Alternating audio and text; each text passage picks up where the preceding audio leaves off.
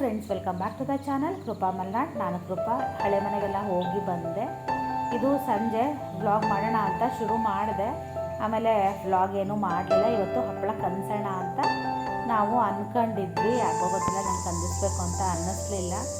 ಆಮೇಲೆ ನಾನು ವ್ಲಾಗ್ನೂ ಏನೂ ಕಂಟಿನ್ಯೂ ಮಾಡಲಿಲ್ಲ. ಇದು ನೆಕ್ಸ್ಟ್ ಡೇ. ಗುಡ್ ಮಾರ್ನಿಂಗ್ ಎಲ್ಲರಿಗೂ. ನೆನ್ನೆ ವ್ಲಾಗ್ ಶುರು ಮಾಡಿದೆ, ಆದರೆ ಕಂಟಿನ್ಯೂ ಮಾಡೋಕ್ಕಾಗಲೇ ಇಲ್ಲ. ಇವತ್ತು ಮತ್ತೆ ವ್ಲಾಗ್ನ ಶುರು ಮಾಡಿದ್ದೀನಿ. ಇವತ್ತಿನ ದಿನ ಏನೆಲ್ಲ ಆಗುತ್ತೆ ಅನ್ನೋದನ್ನು ನಿಮ್ಮ ಜೊತೆ ಶೇರ್ ಮಾಡ್ತೀನಿ. ಬೆಳಗ್ಗೆ ನೀರೆಲ್ಲ ಕುಡಿದಾಯಿತು, ಕಸ ಎಲ್ಲ ಹೊಡೆದಾಯಿತು. ಅಮ್ಮ ನೆನ್ನೆನೇ ಹಾಲು ತೆಗೆದಿಟ್ಟಿದ್ರು.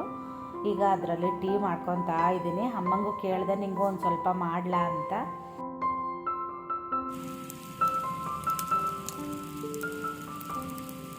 ಅಮ್ಮಕ್ಕೆ ಬೇಡ, ನಾನು ಕಾಫಿ ಮಾಡ್ಕೊತೀನಿ, ನೀನು ಟೀ ಮಾಡ್ಕೊ ಅಂತ ಹೇಳಿದ್ರು. ಹಾಗಾಗಿ ನಾನು ಒಬ್ಬಳೇ ಟೀನ ಮಾಡ್ಕೊತಾ ಇದ್ದೀನಿ. ಅವ್ರಿಗೂ ಇಟ್ಟಿದ್ದೆ ಹಾಲು. ಆಮೇಲೆ ಅವ್ರು ಬೇಡ ಅಂದ್ರಲ್ಲ, ಹಾಲು ತೆಗೆದೆ. ಅವರು ಕಾಫಿ ಮಾಡ್ಕೊತೀನಿ ಅಂದರು. ಅವರು ನೀರು ಕೂಡ ಕುಡ್ದಿರಲಿಲ್ಲಂತೆ. ನಾನು ಇಲ್ಲಿ ಬಂದಾಗಿಂದ ತುಂಬ ಸೆಕೆ ಇರೋದಕ್ಕೆ ಬಿಸಿ ನೀರು ಕುಡಿತಾ ಇಲ್ಲ, ತಣ್ಣೀರನ್ನೇ ಕುಡಿತಾ ಇದ್ದೀನಿ. ಅವರು ಬೆಳಗ್ಗೆ ಒಂದು ಲೋಟ ಬಿಸಿ ನೀರನ್ನು ಕುಡಿತಾರೆ. ನಾನು ತಣ್ಣೀರೇ ಒಂದು 2-3 ಲೋಟ ನೀರು ಕುಡಿತೀನಿ. ಆಮೇಲೆ ಕಸ ಹೊಡೆದು ಆನಂತರ ನಾನು ಟೀ ಕುಡಿತೀನಿ. ಅಂದರೆ ಊರಲ್ಲಿ ಆದರೆ ತುಂಬ ಲೇಟ್ ಆಗುತ್ತೆ ನಾನು ಟೀ ಕುಡಿಯೋದು. ಇಲ್ಲಿ ಬೇಗ ಬೇಗ ಟೀನ ಕುಡಿತೀನಿ. ಕೆಲಸ ಏನೂ ಇರಲ್ಲ. ಕೆಲಸ ಮುಗಿದ ತಕ್ಷಣ ನನಗೆ ಅದು ಟೀ ಕುಡಿಬೇಕು ಅಂತ ಅನಿಸುತ್ತೆ. ಮಾರ್ನಿಂಗ್. ಅಯ್ಯಪ್ಪ ಸಾಕದಂಗೆ ಐತೆ. ಯಾಕೋ ಗೊತ್ತಿಲ್ಲ, ನಿನ್ನೆಯಿಂದ ಸುಸ್ತಾದಂಗೆ ಅನ್ನಿಸ್ತಾ ಇದೆ. ಏನು ಕೆಲಸ ಮಾಡೋಕ್ಕೆ ಬೇಡ ಥರ ಆಗ್ತಾಯಿದೆ. ಅಲ್ಲಿ ಕುತ್ಕೊಂಡು ಇಲ್ಲಿ ಕುತ್ಕೊಂಡು ಟೈಮ್ ಪಾಸ್ ಮಾಡ್ತಾಯಿದ್ದೀನಿ. ನಿನ್ನೆ ಹಪ್ಪಳ ಕನ್ಸ್ಬೇಕಾಗಿತ್ತು ಸಂಜೆ, ಅದು ಬೇಡ ಅಂತ ಸುಮ್ಮನೆ ಗುಡುಗಿ ಹೇಳ್ತೆ. ಯಾಕೋ ಅದೊಂದು ನೆವ ಆಯ್ತು ಅಷ್ಟೇ ನನಗೆ. ಗುಡುಗಿ ಆಮೇಲೆ ಏನೂ ಆಗಲೇ ಇಲ್ಲ. ಅಮ್ಮ ಅಂದೆ ಅಂದರು ಹಪ್ಪಳ ಕನ್ಸೋಣ ಅಂತ. ನನಗೆ ಯಾಕೋ ಗೊತ್ತಿಲ್ಲ, ಬೇಡ ಅನ್ನಿಸ್ತು. ಹಾಗಾಗಿ ಹಪ್ಪಳ ಕಂದಿಸ್ತೀನಿ.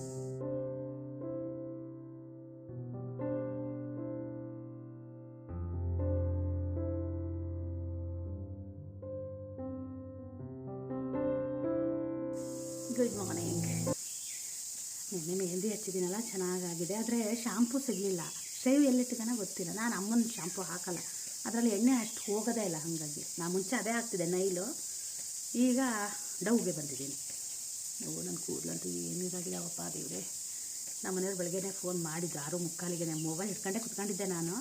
ಅವರೇ ಫೋನ್ ಮಾಡಿದ್ರು, ಅವ್ರು ಊರಲ್ಲಿದ್ದರು. ಬರ್ತೀಯ ಇವತ್ತು ಅತ್ಲಾಗೆ ಅಂದರು. ನಂಗೋ ಯಾಕೋ ಹೋಗೋಣ ಅಂತ ಅನಿಸಿತ್ತು. ಅಮ್ಮನ ಹತ್ರ ಅದೇ ಅಂತ ಇದ್ದೆ. ನಿನ್ನೆ ಹಪ್ಪಳ ಕನ್ಸಿದ್ರೆ ಅತ್ಲಾಗೆ ಇವತ್ತು ಊರಿಗೆ ಹೋಗ್ಬೋದಾಗಿತ್ತು. ನಾಳೆಗೆ 7 ದಿನ ಆಗಿಬಿಡುತ್ತೆ ಅಂತ ಅದೇ ಬೆಳಗ್ಗೆ ಮಾತಾಡ್ತಾಯಿದ್ದೆ. ಅಷ್ಟೊತ್ತಿಗೆ ಅವರು ಹಾಗೆ ಅಂದರು. ಮತ್ತೆ ಅಂದರು, ನೀ ಮತ್ತೆ 7 ದಿನ ಹಾಗೆಲ್ಲ ಅಂತೀಯಲ್ಲ, ಬೇಡ ಬಿಡು ಅತ್ಲಾಗೆ, ನಿಮಗೆ ಸಮಾಧಾನ ಇಲ್ದಿದ್ರೆ ಮತ್ತೆ ಬೇಡ ಅಂತ ಅಂದ್ರ. ಮತ್ತು ಅದಕ್ಕೆ ನಾನು ಸುಮ್ಮನಾದೆ. ಬರ್ತೀಯ ಇವತ್ತು ಅತ್ಲಾಗೆ ಅಂತ ಅಂದರು. ನಾನು ನಿನ್ನೆ ಹಪ್ಪಳಕ್ಕೆ ಮಾಡ್ಕೋಬೇಕಾಗಿತ್ತು. ನಿನ್ನೆ ಯಾಕೋ ಸುಮಾರಿತನ ಮಾಡಿಬಿಟ್ಟೆ ನಾನು. ಅಮ್ಮನೂ ಅಂದರು ಹಪ್ಪಳಕ್ಕೆ ಅನ್ಸಕ್ಕೆ ಇದು ಮಾಡಿ ರೆಡಿ ಮಾಡಿ ಅಂದರೆ ಯಾಕೋ ಏನೋ ಗೊತ್ತಿಲ್ಲ, ನನಗೆ ಎದ್ದು ಹರಿಬೇಕು ಅಂತಲೇ ಅನ್ನಿಸ್ಲಿಲ್ಲ. ಸುಮಾರಿತನ ಬಂತು. 7:30ಗೆ ತಿಂಡಿ ತಿಂದೆ, 8:30ಗೆ ಮಲಗ್ಬಿಟ್ಟೆ. ಶ್ರೇಯು ಇಷ್ಟು ಮುಂಚೆನಾ ಅಂದ. ಮಗ ಮಲಗೋಣ ಅಂತೇಳಿ ಅವನನ್ನು ಕರ್ಕೊಂಡು, ಅವ್ನು ಕ್ರಿಕೆಟ್ ನೋಡೋನು ಮಲಗಿಸ್ಕೊಂಡೆ. ಅವನೇನು ಮಾಡಿದ್ದಾನೆ, ನನ್ನ ದುಡಿ ಮಂಚದಡಿಗೆ ದುಡಿಯಾನೆ. ನನಗೆ ಅದು ಗೊತ್ತಾಗಿಲ್ಲ, ಹೋಗಿದ್ದು ಮಂಚದಡಿಗೆ. ಎಚ್ಚರಾದಾಗ ಹಿಂಗೆ ಎದ್ದಿದ್ದೀನಿ, ಮಂಚ ತಲೆ ಹೊಡೆದ್ಬಿಟ್ಟಿದೆ.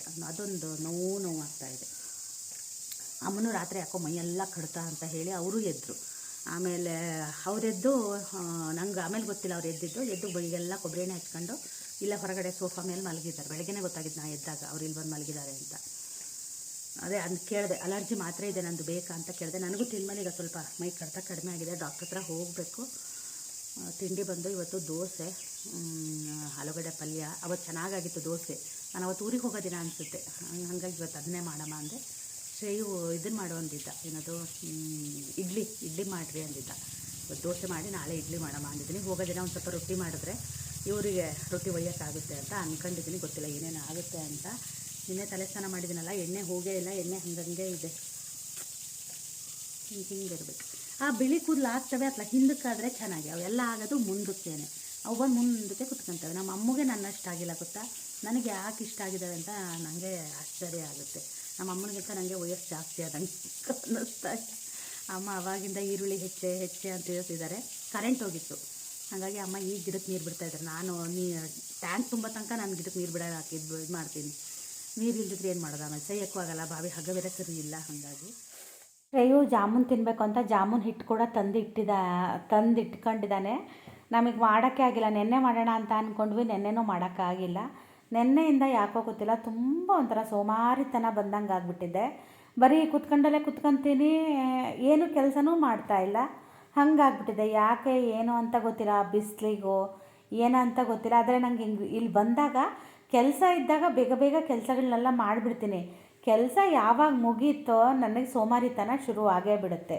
ಅದು ಯಾಕೋ ಏನೋ ಗೊತ್ತಿಲ್ಲ. ಹಪ್ಪಳ ಹೊಯ್ಯಬೇಕಿದ್ರೆ ಸದ್ಯ ಒಂದು ದಿನ ಆ ಥರ ಅನ್ನಿಸ್ಲಿಲ್ಲ. ಇವತ್ತು ಮಾತ್ರ ನಂಗೆ ತುಂಬ ಹಾಗೆ ಅನ್ನಿಸ್ತಾ ಇತ್ತು. ನೆನ್ನೆನೂ ಹಾಗೆ ಅನ್ನಿಸ್ತಾ ಇತ್ತು.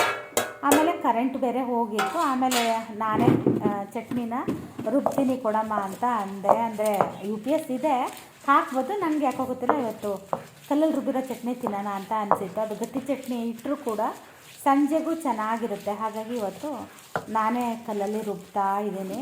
ಇವೆಲ್ಲ ನಮಗೆ ಹಳ್ಳಿಗಳಲ್ಲಿ ಮಾತ್ರ ನೋಡೋಕ್ಕೆ ಸಿಗೋದು ಅನಿಸುತ್ತೆ. ಪೇಟೆಗಳಲ್ಲೂ ಕೆಲವೊಬ್ಬರೆಲ್ಲ ಇಟ್ಕೊಂಡಿರ್ತಾರೆ. ಇವಾಗೆಲ್ಲರಿಗೂ ಈ ಥರ ಜೀವನನೇ ಇಷ್ಟ ಆಗುತ್ತೆ. ಹಳ್ಳಿ ಜೀವನ ಎಲ್ಲರಿಗೂ ಇಷ್ಟ ಆಗುತ್ತೆ. ನನಗಂತೂ ತುಂಬ ಇಷ್ಟ ಆಗ್ತಾಯಿದೆ. ಇವಾಗ ನಾನು ನಮ್ಮ ಮನೆಯವ್ರಿಗೆ ಅದೇ ಹೇಳ್ತಾ ಇದ್ದೀನಿ, ಎಲ್ಲಾದರೂ ಹಳ್ಳಿಲಿ ಹೋಗಿ ಒಂದು ಮನೆ ಕಟ್ಕೊಂಡು ಈ ಥರ ಮಾಡೋಣ ಅಂತ. ನಾನು ಈ ಸಲ ನಿಜವಾಗ್ಲೂ ತುಂಬ ಅಂದ್ಕೊಂಡಿದ್ದೆ, ಒಲೆ ತೊಗೋಬೇಕು, ಒಲೆಯಲ್ಲಿ ರೊಟ್ಟಿ ಮಾಡಬೇಕು ಅಥವಾ ಅಡುಗೆ ಮಾಡಬೇಕು, ಆ ಥರ ಎಲ್ಲ ವೀಡಿಯೋ ಮಾಡೋಣ ಅಂತ ಅಂದ್ಕೊಂಡಿದ್ದೆ. ಈ ಕೆಲಸದ ಬರದಲ್ಲಿ ನನಗೆ ಏನು ಮಾಡೋಕ್ಕೂ ಮನಸ್ಸು ಇರಲಿಲ್ಲ, ನಂಗೆ ಒಂಥರ ಸಮಾಧಾನವೂ ಇರಲಿಲ್ಲ. ಹಂಗಾಗ್ಬಿಟ್ಟಿತ್ತು. ಆ ಬಿಸಿಲಿಗೂ ಆಮೇಲೆ ಆ ಕೆಲಸದ ಒತ್ತಡಕ್ಕೂ ಯಾಕೋ ಗೊತ್ತಿಲ್ಲ, ಸ್ವಲ್ಪ ದಿನದಿಂದ ನಾನು ಸ್ವಲ್ಪ ಲೋ ಫೀಲ್ ಮಾಡ್ತಾ ಇದ್ದೀನಿ. ಏನು ಬೇಡಪ್ಪ, ಸುಮ್ಮನೆ ಆರಾಮಾಗಿದ್ದರೆ ಸಾಕು ಅನ್ನೋ ಥರ ಆಗಿಬಿಟ್ಟಿದ್ದೀನಿ. ಹಾಗೆ ಚಟ್ನಿ ಕೂಡ ರುಬ್ಬಿ ಆಯಿತು. ನಾನು ಸ್ವಲ್ಪ ಗಟ್ಟಿ ಚಟ್ನಿನ ತೆಗೆದಿಟ್ಟೆ. ಸ್ವಲ್ಪ ಚಟ್ನಿಗೆ ನಾನು ಈ ಥರ ನೀರನ್ನು ಹಾಕ್ತಾಯಿದ್ದೀನಿ. ಈಗ ತಿನ್ನೋದಕ್ಕೆ ಅಂತ ಹೇಳಿ ಈ ಥರ ನೀರು ಹಾಕ್ತೀನಿ. ಗಟ್ಟಿ ಚಟ್ನಿ ಇಟ್ಟರೆ ಅದು ಸಂಜೆ ತನಕ ನಿಮಗೇನು ಫ್ರಿಜ್ಜಲ್ಲಿ ಇಡಬೇಕು ಅಂತ ಏನಿಲ್ಲ. ಅದಕ್ಕೆ ನಾನು ಒಂಚೂರು ನೀರು ಹಾಕಿರಲ್ಲ, ಹಾಗೆ ರುಬ್ಬಿರ್ತೀನಿ. ತುಂಬ ಚೆನ್ನಾಗಿರುತ್ತೆ. ಹಾಗೆಯೇ ಎಮ್ಮೆಗೆ ಮುಸ್ರೆ ಕೂಡ ಕುಡಿಸಿರಲಿಲ್ಲ. ಅಮ್ಮ ಅದೇ ಕೇಳಿದ್ರು, ಎಮ್ಮೆ ಕರಿಬೇಕು, ಮುಸ್ರೆ ಕುಡಿಸಿದೀಯಾ ಅಂತ ಕೇಳಿದ್ರು. ನಾನು ಒಂದ್ಸಲ ಪಾತ್ರೆ ತೊಳೆದಳು, ಮಜ್ಜಿಗೆ ಎಲ್ಲ ಇರುತ್ತೆ ಅಲ್ವಾ, ಆಮೇಲೆ ಉಳಿದಿದ್ದು ಅದೆಲ್ಲ ಹಾಕಿ ಮುಸ್ರೆನ ಕುಡಿಸ್ತೀನಿ. ಕುಡಿಸ್ತೀನಿ. ಆಮೇಲೆ ಎಮ್ಮೆ ಕರಿ ಅಂತ ಅಂದೆ ಅಮ್ಮಂಗೆ. ಕೊಟ್ಟಿಗೆ ಮನೆ ತುಂಬ ಚೆನ್ನಾಗಾಗಿದೆ. ನಮ್ಮ ಮನೆಯವ್ರು ಇನ್ನೊಂದು 50 ವರ್ಷ ಕೊಟ್ಟಿಗೆ ಮನೆ ಸುದ್ದಿ ಹೋಗೋದು ಬೇಡ ಅಂತ ಅಂದರು.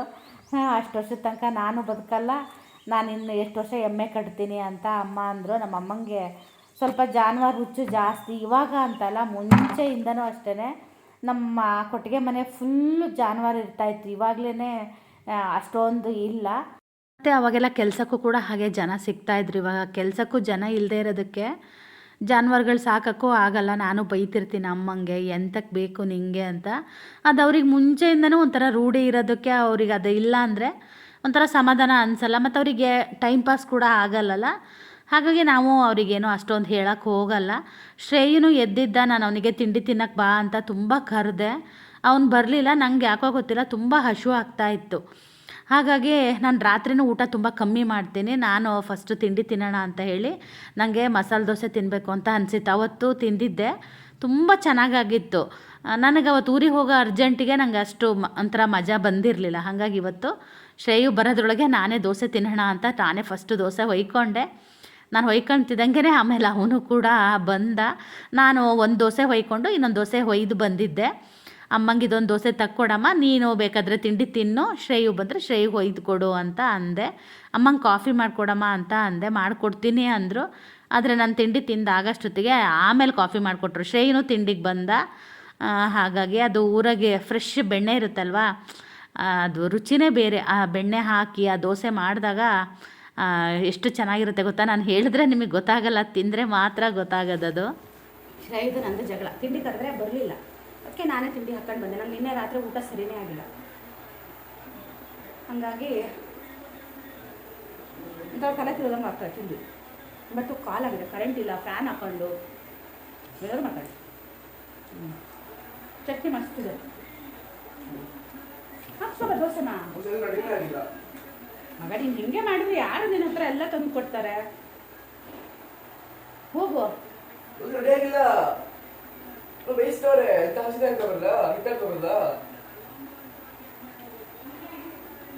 ಪಲ್ಯ ಅವ್ನಿಗೆ ಮಧ್ಯೆ ಹಾಕು. 10 ಸಲ ಕಡಿಬೇಕು ಹಿಂಗೇನೆ. ಮಸ್ತಿದೆ ದೋಸೆ. 2 ತಿನ್ನೋಣ ಅಂದ್ಕೊಂಡಿದ್ದೆ, 3 ತಿಂತಿಲ್ಲ ದೋಸೆ. ಇವತ್ತೊಂದಿನ ಚಿಟ್ಟೆ. ಅಮ್ಮ ಮನೆ ಕ್ಲೀನ್ ಮಾಡ್ತಾ ಇದ್ದರು, ನಮ್ಮ ಪಾತ್ರೆ ತೊಳಿತಾ ಇದ್ದೆ. ಮೀನಾಕ್ಷಿ ಬಂದು ದೋಸೆ ಅದನ್ನು ಹೇಳಿ ನಾವೆಲ್ಲಕ್ಕೂ ಯಾಕೆ ಹೋಟೆಲ್ ಕಂಪೇರ್ ಮಾಡ್ತೀವಿ ಅಂತ ಗೊತ್ತಿಲ್ಲ. ನಮ್ಮನೆ ದೋಸೆನೇ ಮೀನಾಕ್ಷಿ ಒಂದು ದೋಸೆ ಥರ ಇದೆ ಅಂತ ಹೇಳಬೇಕು. ಇನ್ನು ಹಂಗೆ ಮಾಡಬೇಕು ಅಲ್ಲ ಮಗ.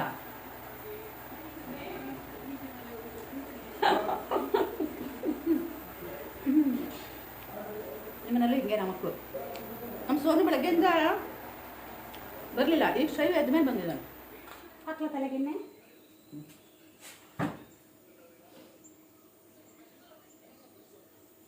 ನಾನು ಶಾಂಪು ತಗೋದಲ್ಲ 2 ಬಾತ್ರೂಮಲ್ಲಿ. ಹಾಂ, ನೀವು ಹೋದರೆ ನಾಳೆ ಹೇರ್ ಕಟ್ ಮಾಡಿಸ್ಬೇಕು ಶ್ರೈಲು. ಹಾಂ ಹಾಂ, ಅಲ್ಲ ಇದು ಗಿಡಕ್ಕೆ ಮಾಡೋ ರಮ್ಯಕ್ಕನ ಮದುವೆಗೂ ಆಗುತ್ತೆ. ಅಲ್ಲಿ ಗೃಹ ಪ್ರವೇಶ ಐತಿ 20ಕ್ಕೆ. 20ಕ್ಕೆ ನಾಡ್ದು. ಹಾಂ, ನಾಳೆ ನಾಡ್ದು. ಹಾಂ, 20ಕ್ಕೆ.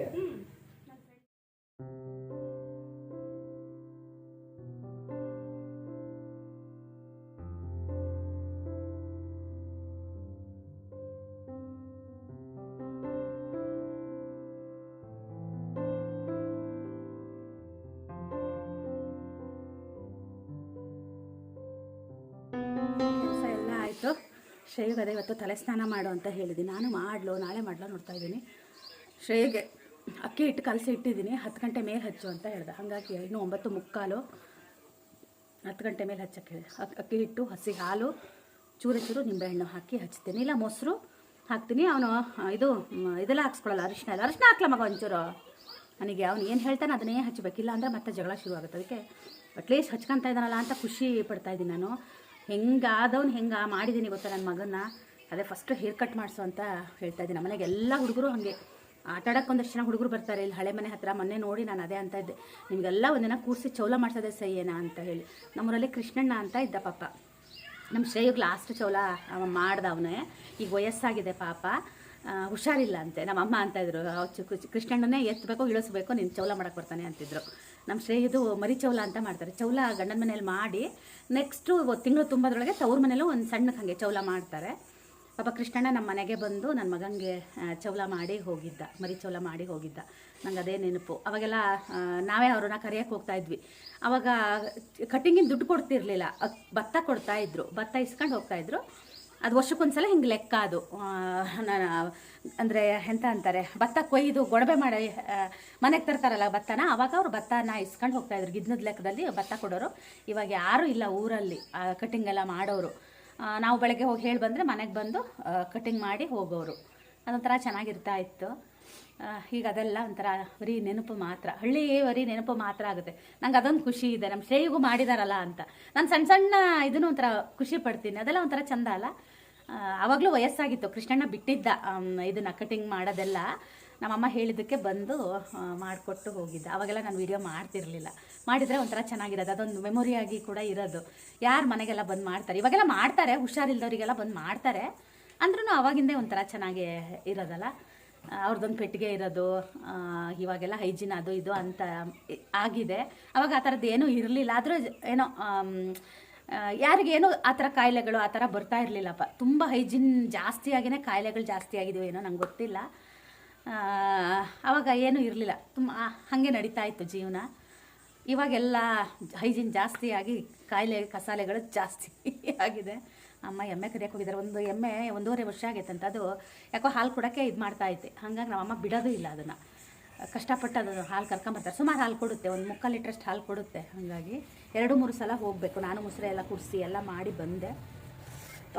ಕೈಗೆ ಎಣ್ಣೆ ಹಚ್ಕೊತಾನೆ ಇದನ್ನು. ಗೇರು ಬೀಜಕ್ಕೆ ಹೋದಾಗ ಅವತ್ತು ಬರೆಯಾಗಿತ್ತಲ್ಲ, ಪ್ರತಿ ಸಲನೂ ಇಲ್ಲೊಂದು ಇಟ್ಕೊಂಡಿದ್ದೀನಿ ಬೌಲು, ಹೊರಗೊಂದು ಹಿಂದ್ಗಡೆ ಒಂದು ಇಟ್ಕೊಂಡಿದ್ದೀನಿ. ಹೋದಾಗ ಎಣ್ಣೆ ಹಚ್ತೀನಿ. ಕೊಬ್ಬರಿ ಎಣ್ಣೆ ಅಷ್ಟು ಬೆಸ್ಟು ಮೆಡಿಸಿನ್ ಇನ್ಯಾವುದೂ ಇಲ್ಲ. ತಿಂಡಿ ಆಯಿತು, ಹೊಟ್ಟೆ ವಜ್ಜೆ ಆಗಿದೆ. 2.5 ದೋಸೆ ತಿಂದೆ ನಾನು. ಚೆನ್ನಾಗಿತ್ತು ದೋಸೆ ಅಲ್ಲ ಮಗ. ಕಾಯಿ ಚಟ್ನಿ ಸಖತ್ತಾಗಿತ್ತು, ಕೈಯಲ್ಲಿ ರುಬ್ಬಿದ್ದೆ ಅಲ್ಲ. ಹಾಗಾಗಿ ಅಮ್ಮ ನೆಲ ಒರೆಸ್ತಿದ್ದಾರೆಲ್ಲ. ಇನ್ನೊಂದ್ಸಲ ಒರೆಸ್ಕೊತಾರೇನ. ನಾನು ಇವತ್ತು ನೆಲ ಒರ್ಸೋಕ್ಕೆ ಹೋಗಲ್ಲ. ಪಾತ್ರೆ ಅಂತೂ ತೊಳೆದು ನಂಗೆ ಸಾಕಾಗೋಯ್ತು ಇವತ್ತು. ಅದೇ ಅಮ್ಮಗೆ ಅಂತಿದ್ದದ್ದು ಯಾವ ಥರ ಪಾತ್ರೆ ಆಗುತ್ತಮ್ಮ ಅಂತ. ನಮ್ಮಮ್ಮ ಹಾಲು ಮೊಸರು ಇದ್ದರ ಮನೇಲಿ ಹಾಗೆ ಕಣೆ ಅಂತಿದ್ರು. ಬೆಂಕಿ ಹಾಕಿ ಬಿಸಿ ನೀರು ಬೇಕು. ಇಲ್ಲಿ ಹಾಲಿನ ಪಾತ್ರೆ ತೊಳೆಯೋಕ್ಕೆ ಹಾಗೆ ತಣ್ಣೀರಲ್ಲಿ ತೊಳೆಯೋಕ್ಕೆ ಬರೋಲ್ಲ. ಬಿಸಿ ಕುದಿಯೋ ನೀರಾದರೆ ಮಾತ್ರ ತೊಳೆಯೋಕ್ಕೆ ಚೆನ್ನಾಗಾಗುತ್ತೆ. ನಿನ್ನೆ ತಣ್ಣೀರು ಸ್ನಾನ ಮಾಡಿದ್ದೀನಿ ಅಂತ ರಗಳೆ ಮಾಡ್ತಾಯಿದ್ದೀವಿ. ಅದಕ್ಕೆ ಬಿಸಿ ಅಂದರೆ ಬಿಸಿ ಕಾಯಿಸಿ ಕುದಿಸಿಟ್ಟಿದ್ದೀನಿ, ಎಷ್ಟರೂ ಎರ್ಕ ಅಂತ. ಹಂಡೆಗೆ ಬೆಂಕಿ ಹಾಕ್ತಾಯಿದ್ದೀನಿ, ಇದಕ್ಕೆ ಹಾಕ್ತಾಯಿಲ್ಲ. ಅವನಿಗೆ ಆ ನೀರು ಸಾಕಾಗಲ್ಲ. ಹಂಗಾಗಿ ಅಮ್ಮ ಅದೇ ಅಂತಿದ್ರು ಮತ್ತೇನು ಹಂಡೆ ಒಲೆಗೆ ಬೆಂಕಿ ಹಾಕಕ್ಕೆ ಶುರು ಮಾಡಿದ್ಯಲ್ಲ ಅದು ನಂಗೆ ಅದೇ ಇಷ್ಟ ನೀರು ಅದೇನೋ ಒಂಥರ ಆ ಒಲೆ ಆ ಹಂಡೆಲಿ ಸ್ನಾನ ಮಾಡಿದ್ರೆ ಒಂದು ಸಮಾಧಾನ ಸ್ನಾನ ಮಾಡಿದ್ದೀವಿ ಅಂತ ಅನ್ಸುತ್ತೆ. ಹಾಂ ಮಣ್ಣು ನೀರು ಹೋದ್ರೆ ಕಣ್ಕೆ ಹೋಗಿದ್ದಾವೆ ಎಂತ ಮಾಡೋದು ಇವನಂತೂ ರಗಳೆ ಮಾಡ್ತಾನೆ. ಅದಕ್ಕೆ ನೀರು ಅವ್ರ ಮನೆಯಿಂದ ತರ್ತೀನಿ. ಈಗ ನೀರು ತರಬೇಕು ಒಂದು ಕೊಡ್ಪನ ಇದಕ್ಕೆ ಹಾಕಿದ್ದೀನಿ ಮಡಿಕೆಗೆ ಇನ್ನೊಂದು ಕೊಡ್ಪನ ತರಬೇಕು. ಅಮ್ಮ ನೆಲ ಒರ್ಸ್ಕೊಂತೀಯಾ ಹೋಗಮ್ಮ ಕಸ ಹೊಡಿ. ಈಗ ಒಂದ್ಸಲ ಕಸ ಹೊಡಿ ಒಂದ್ಸಲ ಎಲ್ಲ ಒರ್ಸ್ಕೊಂಡಿದ್ದಾರೆ. ಈಗ ಮತ್ತೆ ಕಸ ಹೊಡಿ ನೆಲ ಒರೆಸು. ಸಂಜೆ ತನಕ ಬರೀ ಅದೇ ಕೆಲಸ. ಒಂದ್ಸಲ ಹೊಡ್ಕೊಂಡು ಇದು ಮಾಡ್ಕೊಳೋದಿಲ್ಲ.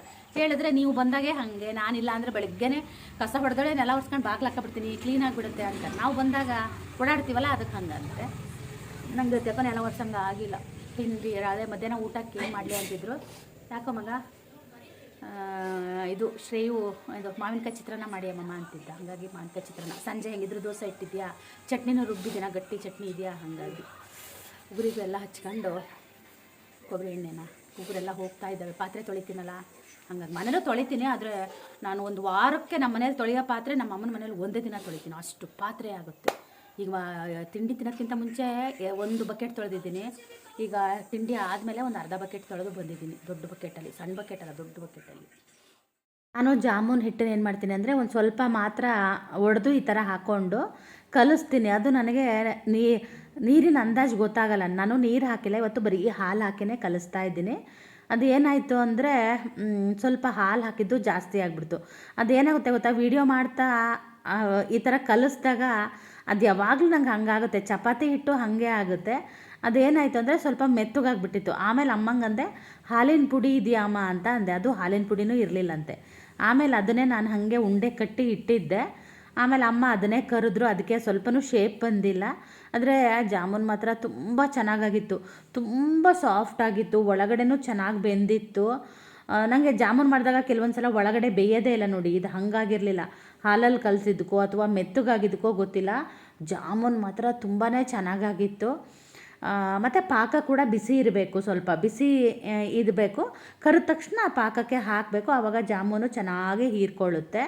ತುಂಬ ಚೆನ್ನಾಗಾಗಿತ್ತು. ಹಾಗೆ ಇವತ್ತು ಮಾವಿನಕಾಯಿ ಚಿತ್ರಾನ್ನ, ಜಾಮೂನು, ಹಾಗೆ ನನಗೆ ಕೆನೆ ತುಪ್ಪ ತಿನ್ನಬೇಕು ಅಂತ ಅನಿಸಿತ್ತು. ಹಪ್ಪಳಕ್ಕೆ ನನಗೆ ಕೆನೆ ತುಪ್ಪ ಇಷ್ಟ ಆಗುತ್ತೆ. ಹಾಗಾಗಿ ಅಮ್ಮನ ಹತ್ರ ಸ್ವಲ್ಪ ಕೆನೆ ತುಪ್ಪ ಕೂಡ ಮಾಡಿಸ್ಕೊಂಡು